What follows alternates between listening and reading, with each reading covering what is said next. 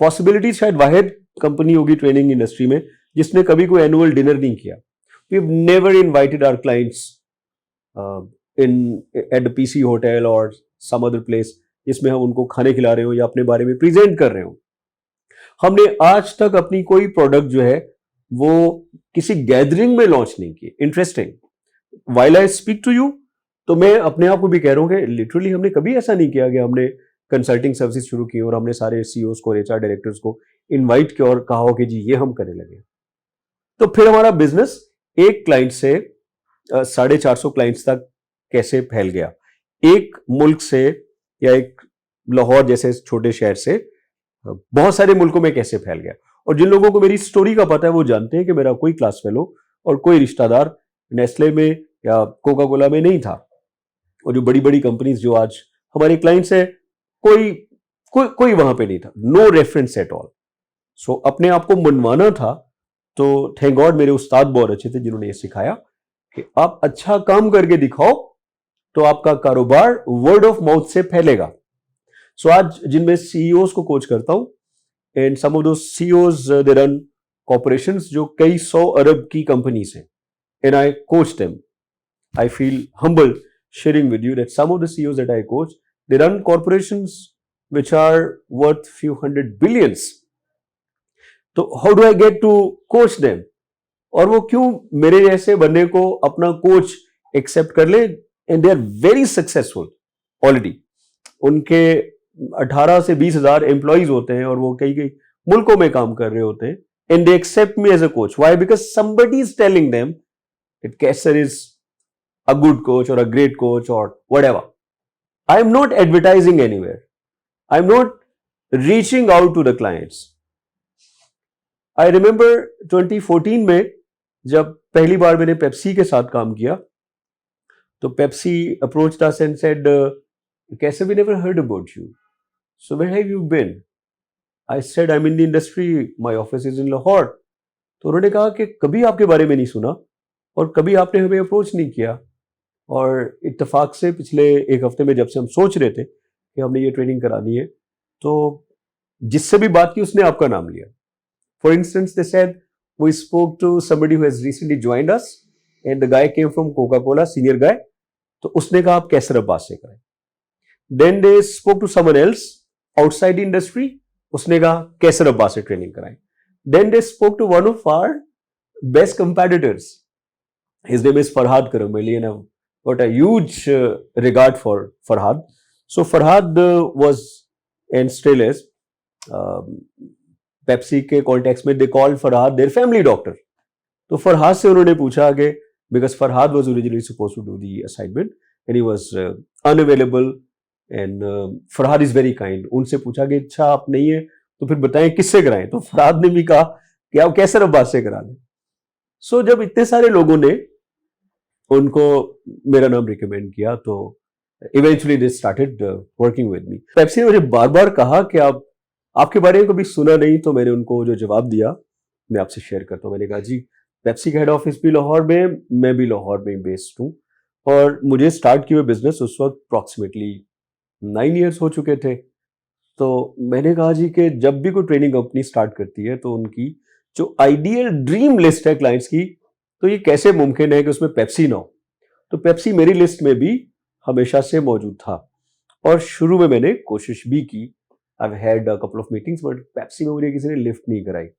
Obviously when you are starting at the lowest level और top trainers जिनके साथ वो काम कर रहे हैं they are very comfortable and it becomes very difficult to penetrate.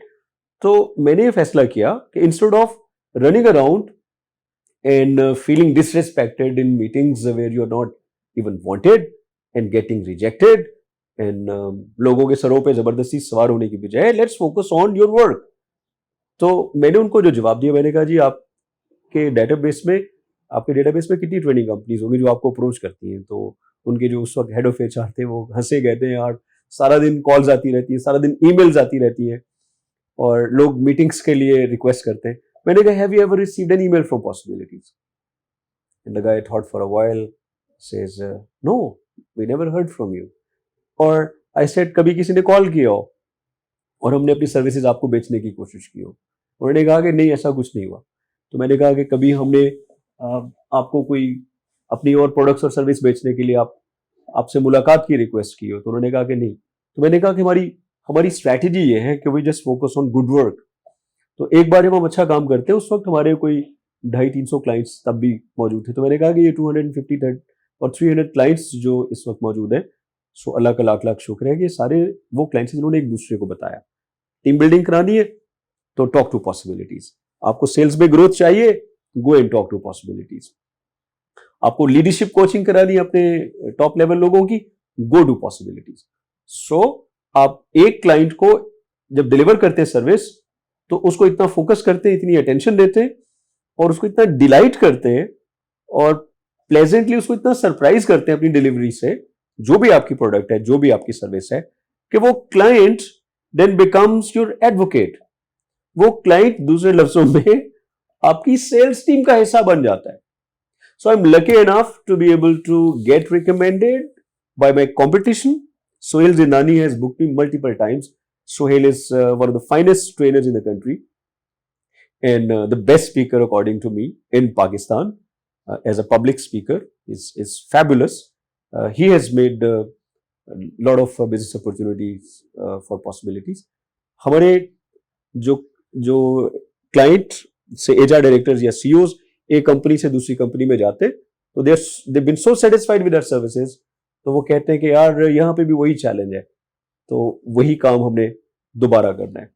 So what you need to do is, ये जो एडवर्टाइजिंग के ऊपर आप बहुत पैसा खर्च करते हैं, सोशल मीडिया के ऊपर मशहूरियां चलाते हैं, आई थिंक उसकी बजाय you need to focus on creating word of mouth.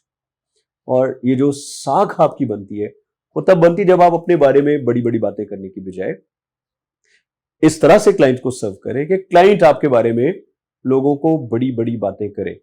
मैं कई दफा होटल मुक्शपुरी के बारे में बात करता हूँ, and I become suddenly very passionate कि हमाद खान जो उसके ओनर है, वो किस तरह से कितने सर्विस ओरिएंटेड है. एंड मैंने रिसेंटली कैलाश में कहीं पे स्टे किया और उनके होटल के ओनर ने ही मिसबिहेव विद मी, और उनसे मैंने कोई चीज नाश्ता मांगा तो उन्होंने कहा बंद है आज सारा कुछ. तो मैंने कहा बता दें कहाँ से लें. कहता है it's none of my business. Versus आप मुक्शपुरी होटल में जाएं तो हमाद खान जो उनसे शायद वेल्थ वाइज 100 गुना बड़े अमीर आदमी है, वो उन्होंने हाथ में पतीले पकड़े होते हैं और हमारे पीछे पहाड़ों पे चढ़ रहे होते हैं और वहां बिठा के सबको अपने हाथों से खिला रहे होते हैं, because the guy does not have an ego. So you need to create fans. आपको डॉक्टर केन ब्लैंचर्ड ने किताब लिखी थी रेविंग फैंस.